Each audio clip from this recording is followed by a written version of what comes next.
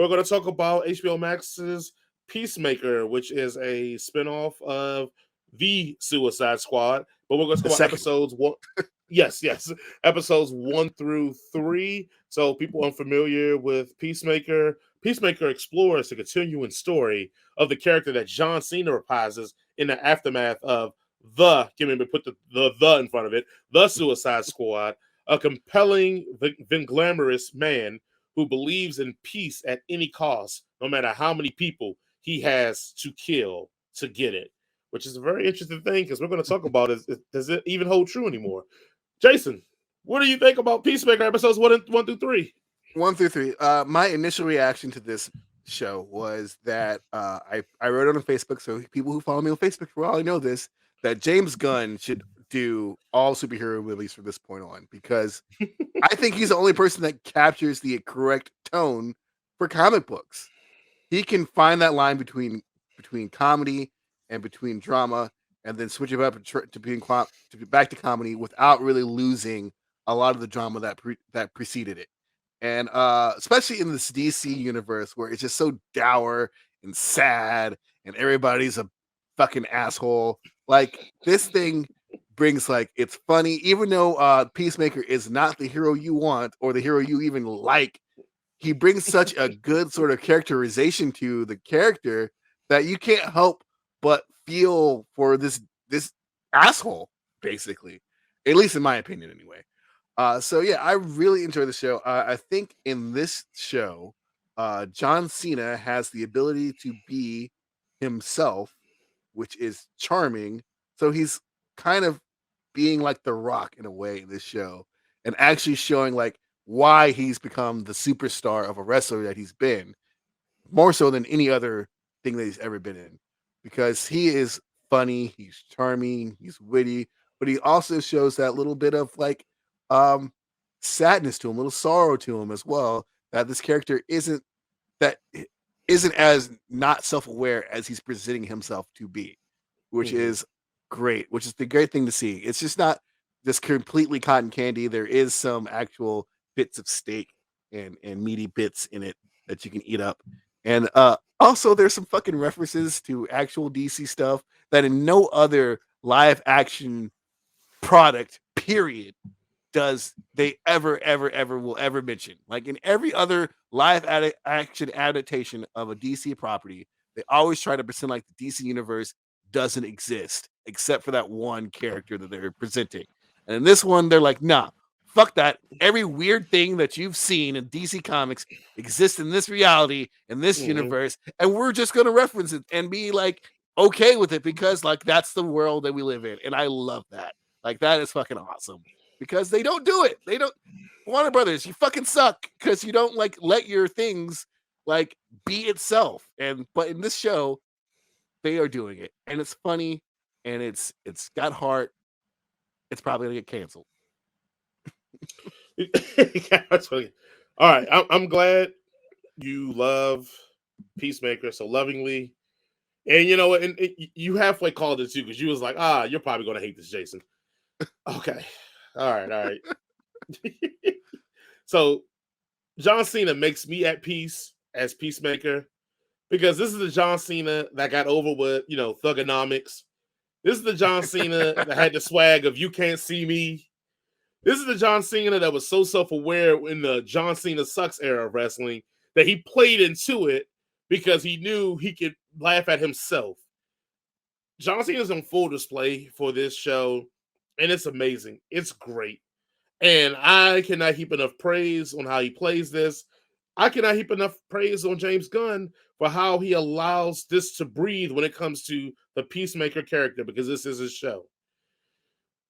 The long short of this is that I think watching it episode to episode to episode, it felt like so eventually I was getting kicked in the nuts. And why I say that is that, like, James Gunn is untethered in this, which is cool to a degree. But I think I've said this sometimes on the show once in a while that everything's funny. Everything is funny until you have to get serious.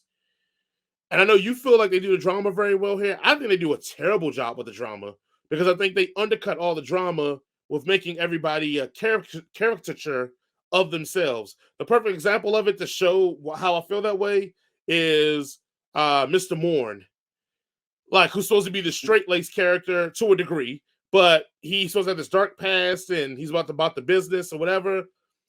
I think it's maybe episode 3.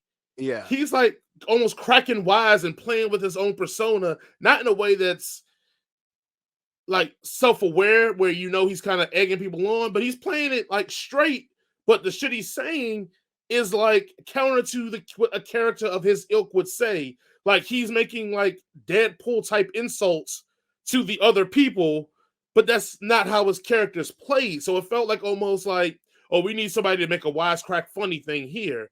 Where some of those moments with them could have just breathed and been fine.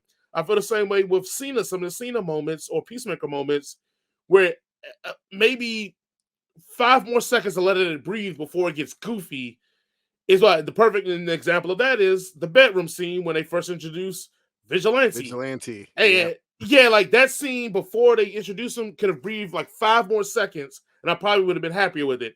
What ensues after that is pretty hilarious. And speaking about Vigilante, he pretty much steals this whole show for me. I'm sorry, like Vigilante is hilarious.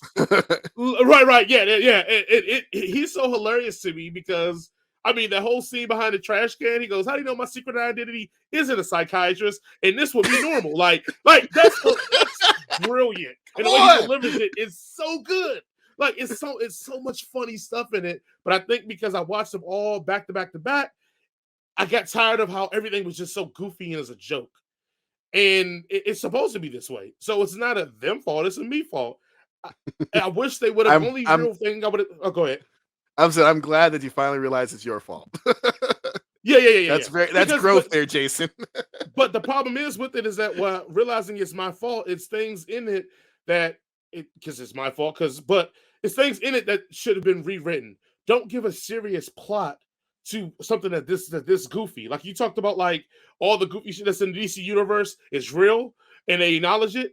I'm great with that. I loved it. One of the things they acknowledge in it, like me and you text about it, which I think I even put it on Facebook, which I think is the most amazing thing you can ever acknowledge. Don't give me a plot that's this serious though. Like they're playing this. Yeah. Give me a goofy plot. And then some of the things I think, like I said, when I talk about the undercutting of the drama, a big scene happens in these first 3 episodes with one of the characters and their family having to move. And that gets like a shot in the scene and a comment, and it's over. Like, you built that up in episode 1 of this being a big thing that this family was going to be here. You gave us a whole scene of this to kind of introduce this character and give him development. Like, you almost gave us characterization of him by giving us that scene. And then the fallout from that scene is one sentence. Now, I know, like because James Gunn's a good writer, I know that's going to come back at some point. But again, let me sit in that moment that she had to make this decision that she didn't want to make, that was unpopular, and having to feel what her significant other felt about it, and still having to sit in her ground that this is the right decision. Let me have that moment. Like, so I think that's what it is for me, is that everything is funny unless you get a little bit serious, and it never gets a little bit serious for me. So everything is just trying to be funny, and at a certain degree, I'm kind of like, oh, I know, I get it. You're going to make some insult that's going to be some arrangement of curse words that is going to be cute. Got it. Yeah, again, and you know me because that's how my exhaustion from Ryan Reynolds and Deadpool. And it's all of that's together. Taika Waititi, James Gunn, Ryan Reynolds, all the quirky fun shit, blah, blah. It only works for me when it has to actually be serious at some point. That's why I like The Suicide Squad. The point when they decide to be like, you're going to do what you're going to do, Amanda, because we're going to go stop Project Start. Like, yes, it works because you've set up so many standards to be like, even though these dudes are criminals, they still aren't going to let like mass slaughtering happen. Like, so, but this one, again, I think this is, like I said, at least in the Suicide Squad, I felt like they were pulling James Gunn's chain a little bit back. This one, they're like, off the leash. Go have fun. You made us $1 billion. Go have fun. right? Hey, we're gonna leave this bowl of food out. Come back if you want, like, and let it go with it. So again, like I said, and that's why for people who watch this, and my score is going to reflect my feelings on it. But for people who watch this, understand that like it's a good show. It's good quality. I just from now on will make sure that I don't binge any of this because I watched episode 1 and I was in love. I watched episode 2 and I was like, yeah, this relationship is going on a little longer than I want, but I still really, really like you. By episode 3, I was like, man, how do I break up with this girl? Oh, no. I just got to figure out a way. I still think some things about her are still cute, but I just can't spend the rest of my life. And that's how I felt. But I think it's because I watched them all together, and they're like all 45 minutes apiece. So like it really was watching it all together. So if I could watch them separated, I think I would feel differently about it. But I'll let you finish up because I know I came with a strong heat right there, and then we'll go to our ratings. I just think the one thing that really like sold me on the show was in episode 3 where Peacemaker had to put down the sniper rifle, and then Vigilante picks it up and he's just humming along and doing this. And I mean, like, you hate that. I get it because there's a very dramatic. Oh no, I thought that was a great moment. I thought that was great because they actually let that sit. He's humming and they show with this aftermath, and I was like, oh, this is so great for me, great TV, and I bought into that. So well, it depends on how much you're willing to buy into the silliness of the show, definitely. But I think that moment right there is an example of what I wanted from it, kind of going through. Like, yes, it's there because that was definitely go ahead. It was definitely a longer part of the drama, and then like for a second, like it got a break for like half a minute to get you to understand the drama, and then it went on to a comedy bit, which is still pretty horrifying of what the character is doing. And the fact which is that scene alone built that character so much that now, like, in my mind, I'm waiting for, like, eventually I'm thinking those characters are going to have to clash because but I feel like because he, like, again, like I said, that character, that moment, like you said, it built both those characters into the directions they're going to probably head for the rest of the series. So I thought that worked very well, but it's a lot of other stuff that I didn't think worked as well that I was just like, okay. I mean, but again, I think it's because I watched all of it at once, man. I had to. I guess I didn't watch all of it once because I stopped to go watch Scream with you, and then went back to watching the rest of it. All right, so Jason, what are you rating Peacemaker episodes 1 through 3? I wish Jaron were here to roll his eyes and call it bullshit, because I love this show. 5 out of 5 for me, and he'd be like, "Oh, DC," and he would roll his eyes. Funny enough, I think Jaron would rate this as high too because he loves James Gunn. Yeah, so he would be like, "Oh, James Gunn has done Marvel." Yeah, he's done Marvel movies first, so that makes him a Marvel director first, and that's why he'll run with it. So,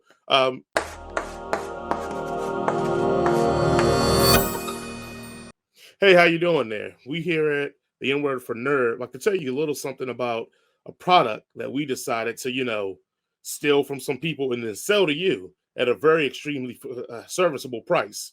Have you ever been tired, worn down, and just lazy? I know I am because that's my life. But then this magical drink came Nerd Focus. Nerd Focus hits all that stuff in your brain, makes you smarter. Well, let me change it. It doesn't make you smarter, but since you brought this, which is a smart decision, then in that turn, it just made you smarter. So by that nature, it does make you smarter. Have you ever wanted to turn into a Super Saiyan 4? Nerd Focus will help you do that. Jason, you just had some. What do you think about Nerd Focus? It's delicious. It tastes very good. I feel more aware. I feel more awake now. I feel like I can actually talk to a girl, maybe. Maybe ask her out on a date. It definitely has electrolytes in it, so that's what plants need. It's very good. It's great. Well, guys, if you want to get your own very own case of Nerd Focus, go ahead and check out our link in our description. That's our affiliate link. So if you do purchase a case of Nerd Focus, it actually does help us out tremendously. Hey, let's get your Nerd Focus on, man. Focus up.